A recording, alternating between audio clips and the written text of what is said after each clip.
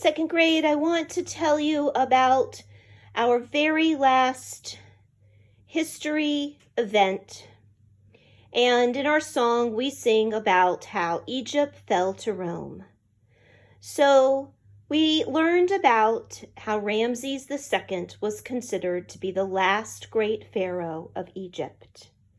There were other pharaohs who followed him, but the years of Egypt being powerful and wealthy were not there. And actually, there were some priests. Remember, they are in the upper class, but there were some priests who rose to power. And there was even a priest who did become a pharaoh. Eventually, though, the Egyptians were overrun by the Assyrians, and then later by the Persians. And then, in 332 BC, Alexander the Great and his Greek and Macedonian armies marched into Egypt, and they drove the Persians out. I want to tell you a little bit about that, and I'm going to read just a little bit from this book. Who was Alexander the Great? Alexander and his army began marching toward Egypt. The country was also part of the Persian Empire. City after city on the way to Egypt surrendered to him. They didn't put up a fight. The first to resist was Tyre, a city in what is today Lebanon. The people of Tyre thought they were safe. Their city was on an island about a quarter of a mile from the coast. How could Alexander attack the island? There was no beach for a ship to land, and the harbors were well defended. Alexander came up with a clever plan. For months, he made his men dump tons of stone into the sea between the coast and Tyre. Then they poured earth on top of the stones and made it level. What were they doing? Well, they were building a road through the water all the way to Tyre. And ever since then, Tyre has been joined to the mainland. Alexander brought siege engines up to the walls of Tyre. Some were catapults, like giant slingshots used to hurl huge stones, and some were giant crossbows. Others were towers so that soldiers could shoot down at the walls of Tyre. He even put one tower on a ship to attack the city from the sea as well. He had battering rams to smash the city gates and break holes in the walls. The people inside Tyre fought back and threw down rocks and burning hot sand on the attackers. That didn't stop Alexander's men. In the end, they broke through. The city was destroyed. Alexander had sent a clear message. Do not dare to resist me. And so he continued down the coast toward Egypt. The Egyptians were proud of their long history. For many centuries, they had been ruled by kings and pharaohs.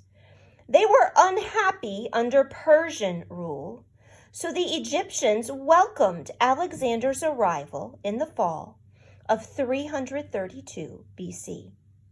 They chose to be part of Alexander's new empire. Alexander became their new pharaoh. Alexander made plans to build a new capital city for Egypt. He did this to show that Egypt was his. He called it Alexandria, another Alexander town. It became one of the most important cities in the world at that time.